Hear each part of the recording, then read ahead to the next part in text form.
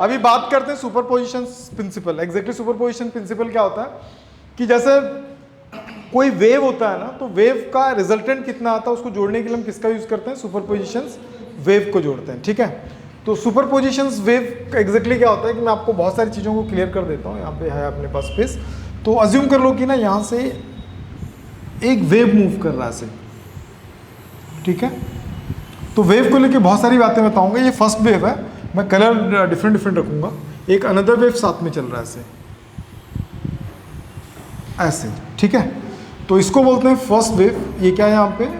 ये first wave है, और ये जो है वो क्या है? Second wave.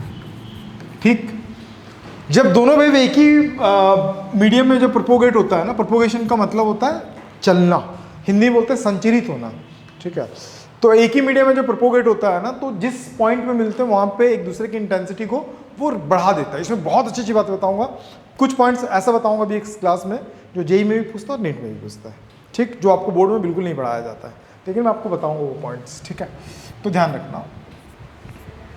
इसके लिए मैं बेस्ट एग्जांपल आपको समझाता हूं, ध्यान से देखना। अज्यूम कर लो कि यहाँ पे कोई ये पहाड़ है। क्या है? पहाड़। और पहाड़ की चोटी पे ना यहाँ पे बाजू में एक तालाब है। क्या है यहाँ पे? तालाब।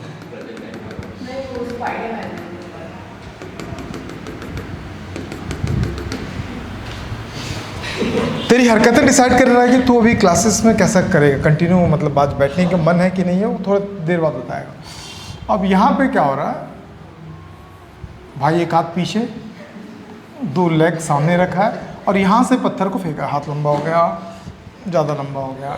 यहाँ से भाई पत्थर को फेंका।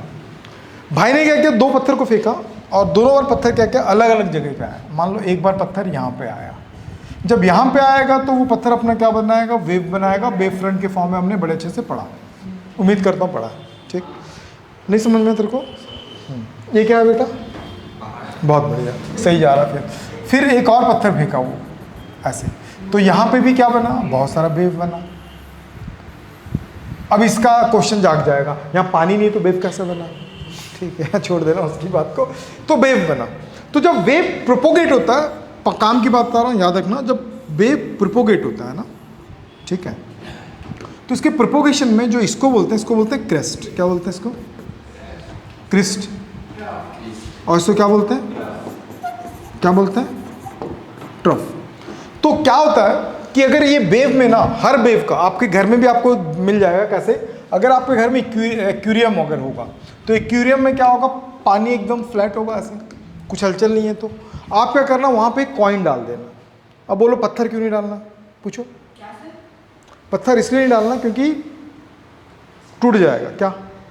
एक्वेरियम। इसीलिए क्या डालना? ये कॉइन। जब कॉइन को डालोगे ना दीदी, तो ऐसा ऐसा बनेगा, ऐसा ऐसा वेव दिखाई देगा आपको। देखे हो कि नहीं देखे?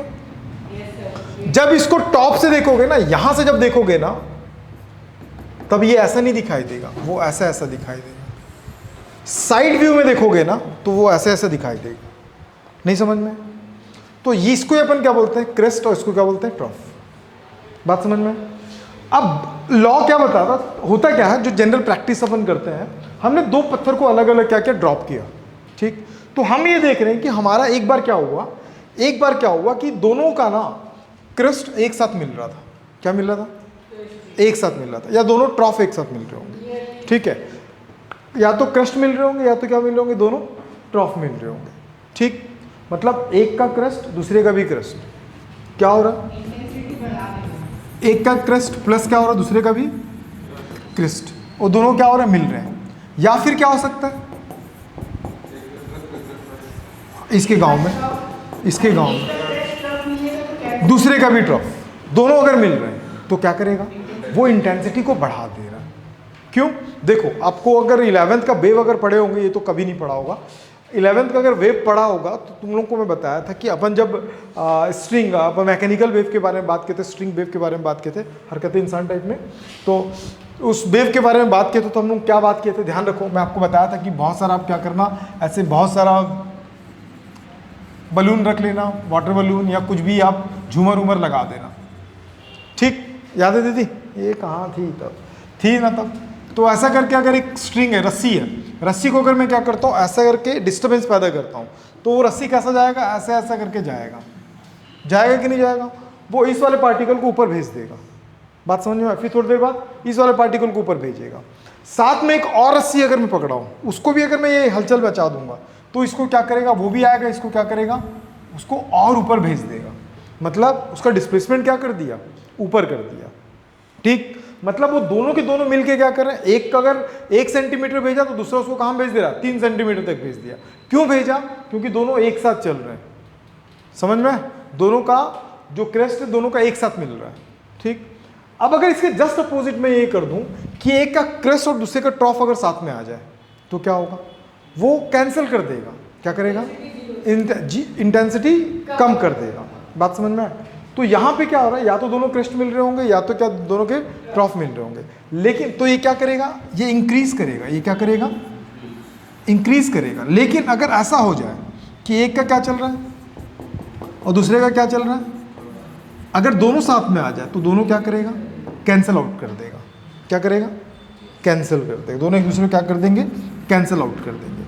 तो यहाँ पे इंटेंसिटी क्या हो जाता है, डिक्रीज हो जाता है। डिक्रीज होता है कि खत्म हो जाता है कि होता ही नहीं है, इस पे चर्चा है। इसमें बहुत बड़ा चर्चा है और वो चर्चे को हम डिस्कस करेंगे यहाँ पे, क्योंकि सीबीएसई जिस लेवल का बोलता है पेपर उस लेवल का देता नहीं है। आज का क्लास वेव ऑप्टिक्स का बेसिक क्लास है, एक क्लास और लूँगा, वेव ऑप्टिक्स खत्म हो सकता है कल ही ले लेंगे अपन। ठीक, कोहेरेंट सोर्सेस और डिफ्रैक्शन वगैरह के बारे में बात करेंगे। स्लिट फ्लूइड्स कल सब पढ़ेंगे अपन। तो उम्मीद करता हूँ ये आपको समझ में आ गया होगा।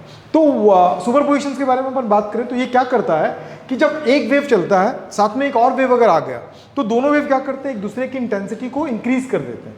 एक दूसरे की इंटेंसिटी क्या करते हैं, इंक्रीज। मतलब इनका जो रिजल्टेंट बनता है ना, ऐसा क्या बन गया इनका रिजल्टेंट, वो इनके वैल्यूज को क्या करेगा और बढ़ा देगा। इसके बारे में डिटेल्स हम कहाँ पढ़े, 11th में पढ़े। अगर मान लो इसका एम्पलीट्यूड, जो फर्स्ट वाला है उसका एम्पलीट्यूड अपन ले लेते हैं A1, और सेकेंड वाले का जो एम्पलीट्यूड है उसको क्या ले लिया, A2। Amplitude, what is the amplitude, the maximum displacement of the vertical of the wave is called the amplitude.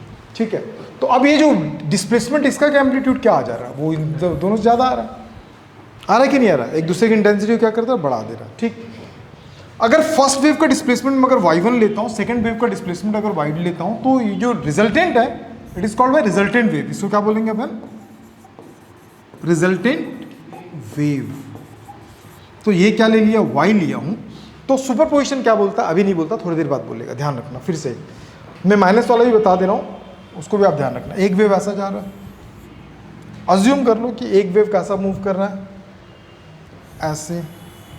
क्या दोनों सेम डायरेक्शन में, क्या अपोजिट डायरेक्शन में, यही बोलेगा, किसी मुंह से आवाज नहीं आएगा। दोनों वेव सेम डायरेक्शन पे मूव कर रहे हैं कि अपोजिट डायरेक्शन पे मूव कर रहे हैं, जल्दी बोलो।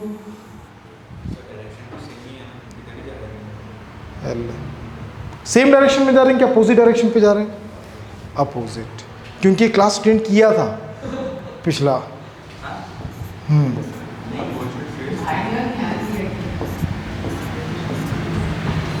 क्या बोला था मैं, डायरेक्शन दोनों का सेम है, but they are propagate to opposite direction and they are propagate the same directions. जुबान पे ना तो एकदम बंद कर दिया दोस्त, एकदम खत्म है। पापा तो 90% को लेके बोले थे कि 90% लाएगा, तो मेरे को तो अभी 90 का 0.9% भी तकलीफ लग रहा है। तो इसका जो रिजल्टेंट होगा, इसका एम्पलीट्यूड क्या ले लो, A1, और इसका एम्पलीट्यूड क्या ले लो, A2। तो इनका जो रिजल्टेंट आएगा वो ऐसा आएगा। और इसको भी रीज़न बता चुका हूँ कि कब ये प्लस होता है, कब क्या होता है, ये माइनस होता है।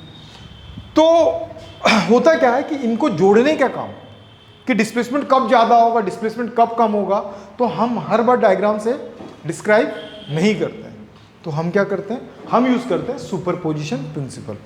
तो सुपरपोजिशन प्रिंसिपल क्या बोलता है, बोलता ये है व्हेन 2 और मोर देन 2 वेव्स, क्या बोलता है, व्हेन 2 और more than 2 waves are superimpose over each other, क्या कर रहा होगा वो, superimpose over each other, then the vector of the resultant displacement is always equal to the vector sum of the individual displacements. यही बताता है और 2-3 number में आता है। फिर से बताऊं, ध्यान समझ में आ गया, डेफिनेशन क्लियर हो गया, बोल। हाँ, वेरी गुड। व्हेन 2 और more than 2 waves are superimpose over each other, then the resultant, then the vector of the resultant displacement is always equal to the vector sum of the individual displacements. नहीं समझा? क्या कर रहा है बे? बोलना। हाँ बोलना है बेटे, हाँ बोलना है, तेरे को बोलना है। मन में सोच रहा, मन तेरा यहाँ कि यहाँ है? मन तेरा यहाँ है? हाँ, तो दिल कहाँ है तेरा? अच्छा, दिल भी यहीं पे, भेजा यहाँ पे। बहुत बढ़िया, तुम बोलो बेटी जल्दी से।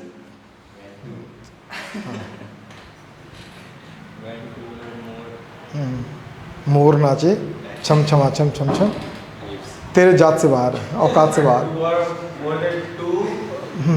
हाँ हाँ हाँ हाँ, टू वेव्स, हाँ हाँ, super impose over each other, super impose over each other, then the result vector of the resultant displacement is always equal to the vector sum of the individual displacements। जरूरी नहीं कि दो wave, when two or more than two waves, मतलब minimum कितना होना चाहिए, more than कितना होना चाहिए, कितना भी, 5 बोल देता अभी। अभी अच्छा हुआ ना, मैं कितना भी नहीं बोल, कैसे बोलता हूँ तो बोलता 5, क्यों? ठीक है, तो y1 plus y2 plus yn, अगर n वेव्स हैं। तो इसके बारे में हमने 11th में बहुत अच्छे से बात करा है, वीडियोस रखा हुआ है, बहुत कम प्राइस में लिस्टेड है, ऐप में जाके देख सकते हो। ठीक, डिस्काउंट है भाई पागल, अभी तो यहाँ ध्यान दे। ठीक है, अब इसी का डेफिनेशन मैंने यहाँ पे लिखा हुआ है और वही चीज़ें हैं, तो डेफिनेशन तो आप वो लिख ही लोगे उम्मीद करता हूँ। तो बढ़ते हैं आगे, और कुछ इंपॉर्टेंट चीज़ें, ये जो हमने निकाला था ना, सबसे इंपॉर्टेंट चीज़ है वो, how many type of waves, many type of, मैं 2 टाइप गो दूंगा अभी। बहुत टाइप में वेव्स होता है, स्ट्रिंग वेव्स होता है, मैकेनिकल वेव्स होता है, ठीक है, और क्या बोलते हैं, लाइट वेव होता है, नहीं समझ में, इलेक्ट्रोमैग्नेटिक वेव होता है, लॉन्गिट्यूडनल वेव होता है, वो तो टाइप होता है, ट्रांसवर्सल वेव वो टाइप है। तो ऐसे बहुत सारे वेव्स होते हैं, ठीक है। उनमें से हम जो लॉ को निकाले हैं ना, लॉ सही है कि गलत है बेटे? गलत है, सारा आदमी, वेक्टर नहीं लगा है, ये वेक्टर सम को डिफाइन करता है। एल्जेब्रिक सम अलग होता है, वेक्टर सम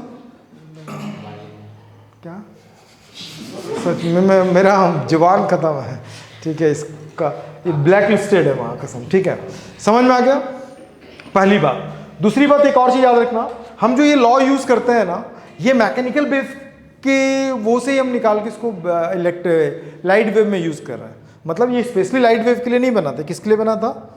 मैकेनिकल वेव के लिए। यहाँ पे डिस्क्रिप्शन में यहाँ पे लिखा हो, नोट करके, इस नोट को बड़े अच्छे से लिखना हो, नेक्स्ट क्लास में कॉपी लेके आना।